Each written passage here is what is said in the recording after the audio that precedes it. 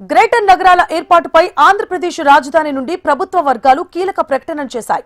ఇకపై పరిపాలనా సౌలభ్యంతో పాటు ప్రజల సౌకర్యాలను మరింత మెరుగుపరిచేందుకు విజయవాడతో పాటు తిరుపతి నగరాలు గ్రేటర్ నగరాలుగా రూపుదిద్దుకోనున్నాయి. అయితే ముందుగా దీనికి సంబంధించి సాంకేతిక పరంగా ఇబ్బందికరంగా ఉన్న అంశాలను పరిష్కరించే కార్యక్రమానికి ప్రాధాన్యత ఇవ్వనున్నారు. గ్రేటర్ తిరుపతి, గ్రేటర్ విజయవాడ ఏర్పాటు చేయాలని రాష్ట్ర ప్రభుత్వం నిర్ణయించిందని మంత్రి నారాయణ వెల్లడించారు.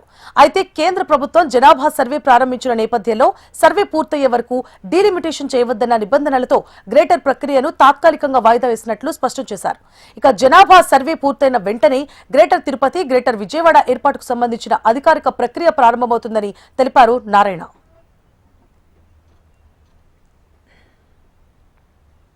రాజధాని భూసేకరణ భూముల విషయంలో ప్రభుత్వం మరోసారి స్పష్టత ఇచ్చింది. భూసేకరణ భూముల్లో ప్లాట్లు పొందిన 250 మందికి ఫోన్ కాల్స్ చేయగా 42 మంది మాత్రమే ప్లాట్ల మార్పిడికి ముందుకొచ్చారని మంత్రి నారాయణ తెలిపారు. అందులో ఇప్పటికీ 16 మందికి లాటరీ ద్వారా ప్లాట్లు మార్చినట్లు, మిగిలిన వారిలో 8 మంది మాత్రమే వెంటనే తీసుకుంటామని చెప్పారని వివరించారు. మిగతా వారు వేచి చూస్తారని తెలిపారన్నారు. ఇక భూముల మార్పిడి చేయాలనుకునే వారు ప్రభుత్వాన్ని సంప్రదిస్తే నిబంధనల ప్రకారం వెంటనే మార్పిడి చేస్తామని భరోసా ఇచ్చారు. ప్లాట్లు అలాట్ చేసిన వాళ్ళకి అందరికి ఫోన్ చేయించాం.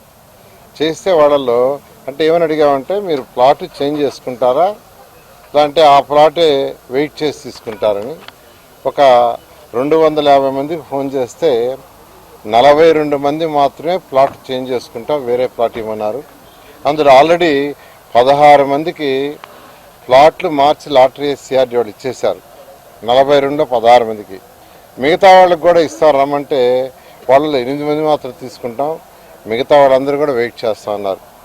ఏదైతే ల్యాండ్ అక్విజిషన్లో పడిందో ఆ ప్రాబ్లం సాల్వ్ అయ్యేదాకా వెయిట్ చేస్తూ ఉన్నారు. ఇది అందరికీ తెలియజేస్తున్నాం.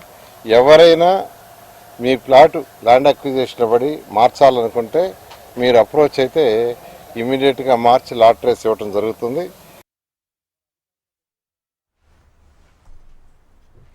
ఇక జరీబ్, నాన్ జరీబ్ భూముల గుర్తింపు అంశంపై వచ్చిన విజ్ఞప్తులపై కలెక్టర్ ఆధ్వర్యంలో జిల్లా స్థాయి కమిటీ ఏర్పాటు చేసి పరిశీలించామని మంత్రి తెలిపారు. ఈ కమిటీ పరిశీలన అనంతరం చాలా విజ్ఞప్తులను తిరస్కరించినట్లు వెల్లడించారు. రైతుల అభ్యర్థన మేరకు రాష్ట్ర స్థాయిలో మరో కమిటీ ఏర్పాటు చేసి జాయింట్ కలెక్టర్, గ్రౌండ్ వాటర్ విభాగం అధికారులతో కలిపి 5 సభ్యులతో కమిటీని ఏర్పాటు చేసినట్లు చెప్పారు.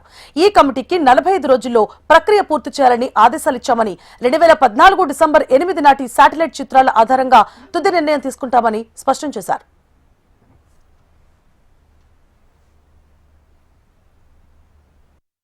అయితే కొంతమంది మాది కూడా జరీబు కన్సిడర్ చేయమని అప్పీల్ చేయటం, దాని మీద కమిటీ డిస్ట్రిక్ట్ లెవెల్లో కమిటీ వేయటం కలెక్టర్ ఆధ్వర్యంలో. అయితే ఆ కమిటీలు వేసిన దాంట్లో మెజారిటీ రిజెక్ట్ చేశారు. అయితే మళ్ళీ రైతులు రిక్వెస్ట్ చేశారు అప్పీలు. దాని మీద ఇప్పుడు స్టేట్ లెవెల్లో కమిటీ వేయాలని నిర్ణయించి ఆ కమిటీని యాక్చువల్గా వాళ్ళు వేశారు. యాక్చువల్గా ఆ కమిటీలో అటు జాయింట్ కలెక్టర్ యాక్చువల్గా జేసీ గారు గుంటూరు ఉంటారు, తర్వాత water department, horticulture department, survey department, additional commissioner of CRDA, వీళ్ళందరూ ఆధ్వర్యంలో ఇది 45 రోజుల్లో లోపల ప్రాసెస్ కంప్లీట్ చేయమన్నాం.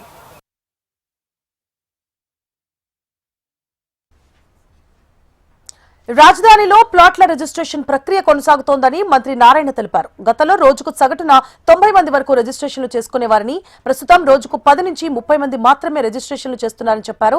ప్రతి లబ్ధిదారుడికి ఫోన్ చేసి రిజిస్ట్రేషన్ చేసుకోవాలని కోరుతున్నామన్నారు. కొందరు విదేశాల్లో ఉన్నామని, కొందరు మంచి రోజు చూసుకుంటామన్నారని, మరికొందరు అభివృద్ధి తర్వాత చేస్తామని కారణాలు చెబుతున్నారని వివరించారు. ఇక రైతులకు బ్యాంక్ లోన్ల విషయంలో 30 ఏళ్ల లింక్ డాక్యుమెంట్లు అడుగుతోన్న అంశంపై బ్యాంకులతో చర్చలు జరిపామని, లింక్ డాక్యుమెంట్లు లేకుండానే లోన్లు ఇచ్చేలా చర్యలు తీసుకుంటున్నామని తెలిపారు. గన్నవరం భూములపై వచ్చిన 3 ప్రతిపాదనలపై భూ యజమానులతో చర్చించాలని అధికారులను ఆదేశించినట్లు చెప్పారు.